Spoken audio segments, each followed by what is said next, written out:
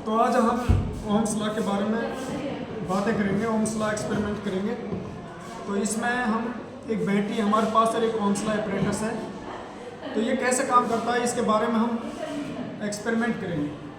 तो ओम्स ने बताया था कि V जो पोटेंशियल डिफरेंस है वो डायरेक्टली प्रोपोर्शनल होता है करंट के। अगर करंट बढ़ रहा है तो इसका मतलब है पोटेंशियल डिफरेंस भी इंक्रीज हो रहा है। तो आज हम प्रैक्टिकली देखते हैं कि वास्तव में ये अगर पोटेंशियल डिफरेंस बढ़ाते हैं तो करंट इंक्रीज होता है या नहीं होता। इसको हम प्रैक्टिकली करते हैं। चलो आप हम करते हैं इसको और उसको कनेक्ट कर देंगे हम पॉजिटिव टर्मिनल से ओम्स लॉ के। फिर एक दूसरी केबल है हमारे पास, ब्लैक केबल है, उसको हम कनेक्ट करते हैं ब्लैक से और फिर इसको कनेक्ट कर देंगे नेगेटिव टर्मिनल से, ओम्स लॉ के नेगेटिव टर्मिनल से। तो यहाँ पे अब जो बैटरी के अंदर है जीरो पोटेंशियल दिखा रहा है, 0 वोल्ट्स दिखा रहा है। तो यहाँ पे तो हम इसको 2 वोल्ट्स पे लाते हैं, ठीक है ना। जब इसको 2 वोल्ट्स पे करते हैं तो जो ये रियोस्टेट है, जैसे ही हम इसको घुमाते हैं तो ये क्या जो इसकी जो निडल है वो घूमने लगती है। और फिर जैसे ही इसको और ज़्यादा करते हैं तो हम ये और ज़्यादा घूमने लगती है, क्योंकि जैसे रियोस्टेट को हम रेजिस्टेंस चेंज करते जाते हैं तो इसमें पोटेंशियल डिफरेंस और मतलब करंट में चेंजिंग आ जाती है। जैसे ही और घुमाते हैं तो और ज़्यादा ये सुई घूमने लगती है, ठीक है। तो अब इसको हम रीडिंग लेते हैं इसकी।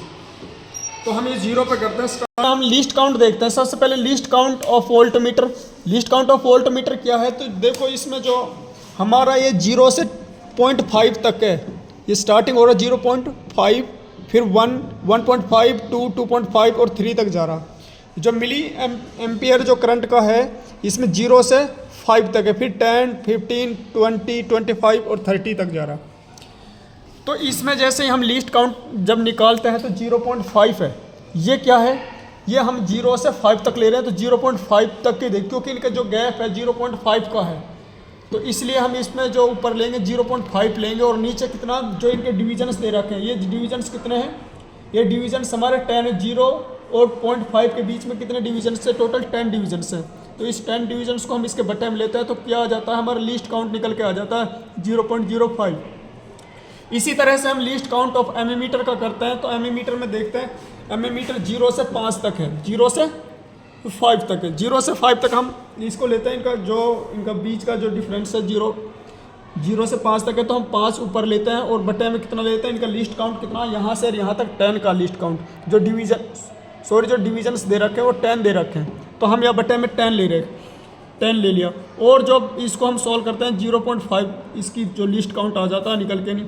ये वोल्टोमीटर है हमारा, जिसको हम V से डिनोट करते हैं, और ये एमीमीटर है जिसको, ये एम्पियर है हमारा, जिसको हम मेजर करते हैं, करंट को मेजर करते हैं एम्पियर में, ठीक है। तो ऐसे डिनोट करते हैं, इसको V से डिनोट करते हैं। V into list count, V गुणा में 0.05। ये क्या है, V है हमारा पोटेंशियल डिफरेंस है, और ये लिस्ट काउंट क्या है, जो हमने अभी लिस्ट काउंट निकाला था वोल्टमीटर का 0.05, ठीक है। इसी तरह से हम एम्पियर इंटू में लिस्ट काउंट करते हैं, एम्पियर गुणा में 0.5 जो लिस्ट काउंट था एमीमीटर का 0.5।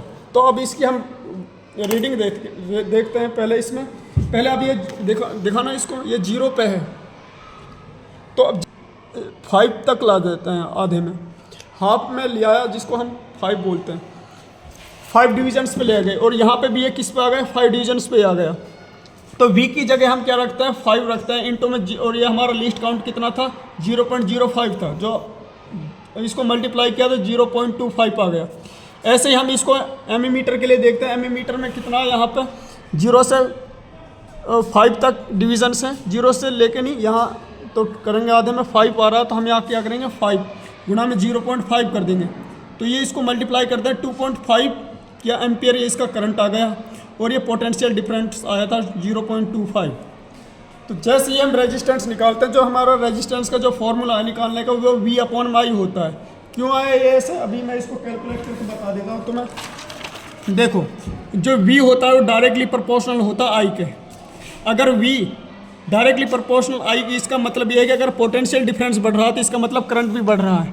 अगर पोटेंशियल डिफरेंस घट रहा है तो इसका मतलब करंट भी घट रहा है। अगर जब हम प्रोपोर्शनलिटी का साइन को हटाते हैं तो कोई कांस्टेंट वैल्यू लेते हैं, जैसे आर आ गया, ठीक है ना, और इसकी जगह ये गुणा में आई तो है इसके साथ। अगर आर की वैल्यू निकालनी है तो वी अपॉन में आई आ जाएगा, क्योंकि ये मल्टीप्लाई में था और ये जब इधर जाएगा तो ये किस में चला जाएगा, डिवीज़न में चला जाएगा। जो आर की वैल्यू आई वी अपॉन में आई थी, तो इसलिए हमने आर की वैल्यू वी अपॉन में आई यहाँ पे लिखी। जैसे ही हम रेजिस्टेंस कैलकुलेट करते हैं तो 0.25 अपॉन में 2.5, ये कहाँ से आया, जो ये पोटेंशियल डिफरेंस क्या है 0.25 दे रखा, तो हमने 0.25 लिखा, यहाँ पे लिखा।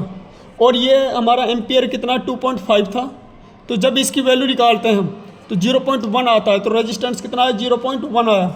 इसी तरह से जैसे ही फिर हम आगे देखते हैं इसमें, फिर इसको हम किस पे 10 डिविजन्स पे लाते हैं, तो 10 डिविजन्स पे लाते हैं, तो यहाँ पे 10 5 पे लाए इसको, और यहाँ पे भी ये केस पे आ गया 5 पे, तो इनके बीच में कितना 10 डिविजन्स हैं, तो इनके बीच में 10 डिविजन्स है, तो हम यहाँ पर 10 लिखेंगे। 0.05 ये क्या लीस्ट काउंट है हमारे वोल्ट मीटर का, तो इसका जो वोल्टेज आया 0.5 आया 0, और इसमें एम्पियर में कितना, ये भी 10 पे था, या देखो यहाँ से यहाँ तक ये भी इस पे था 10 पे था, तो ये 7.5, तो सॉरी 5.0 आया इसकी, जब हम कैलकुलेशन करते हैं 5.0 आ रहा। तो अगर हमें रेजिस्टेंस निकालना तो सेम इसी तरह से V की वैल्यू कितनी है हमारी 0.50 थी, और एम्पियर कितना था 5.0 था, तो ये 0.01 आ गई। तो इसी तरह से ना हम इसको करते ही जाएंगे, ठीक है ना। तो अब जैसे मान लो 15 पे, तो यहाँ पे 15 पे लिया, तो 15 डिविजन्स पे लिया, तो यहाँ पे भी किस पे आ गया 15 डिविजन्स पर। मतलब ये है कि जैसे हम वोल्टेज बढ़ा रहे हैं ना, पोटेंशियल डिफरेंस इंक्रीज हो रहा, तो इसका मतलब करंट भी क्या हो रहा है, इंक्रीज हो रहा है। यही चीज़ हम बता रहे हैं कि जो पोटेंशियल है वो डायरेक्टली प्रोपोर्शनल होता है किसके, करंट के। तो फिर हमने उस पर अगर 10 पे मतलब 20 डिविजन्स हो गए, इसमें भी ये किस पे आ गया 20 डिविजन्स पे आ गया, ये भी यहाँ पे लगभग ये 20 डिविजन्स पे आ गया। तो जैसे जैसे हम वैल्यू को इंक्रीज करते जाते हैं, पोटेंशियल डिफरेंस इंक्रीज करते जाते हैं, तो करंट भी हमारा क्या हो रहा है, इंक्रीज होता जा रहा है। तो ऐसे ही हम इसको निकाल लेंगे, यहाँ तक हमने 40 तक निकाला है ऐसे, तो लास्ट में यहाँ तक रेजिस्टेंस पे हमारा 0.1 आ, क्योंकि इक्वल रेजिस्टेंस आता गया हमारा सारा। अब इसका जो हम ग्राफ प्लॉट करते हैं, वो ग्राफ क्या है हमारे पास, हम मान लेते हैं यहाँ पे आई है जो करंट को रिप्रेजेंट करा रहा है, यहाँ पे वी है जो पोटेंशियल डिफरेंस को रिप्रेजेंट करा रहा है। तो ये हमारा क्या है, ओरिजिन पॉइंट है 0, तो जो वैल्यू आई 0.25 वैल्यू आई, हमने यहाँ पे 0.25 वैल्यू किसकी लिखी, वोल्ट मीटर की लिखी थी यहाँ पे। और ये क्या है 2.5, ये किसकी वैल्यू है, हमारी करंट की वैल्यू है 2.5, ये हमारी किसकी, करंट की वैल्यू। तो ऐसे वैल्यू लिखते गए और यहाँ से इसको मैच करते गए। जब ऐसे ही करते जाएंगे तो एक सब्ट्रैक्ट बनेगी, लाइन ये बन जाएगी हमारी। तो इससे पता चल रहा है कि अगर ये स्ट्रेट लाइन बन रही है, तो हमारा जो, अगर हम पोटेंशियल डिफरेंस इंक्रीज कर रहे हैं, तो हमारा करंट भी क्या हो रहा है, इंक्रीज हो रहा। Thank you.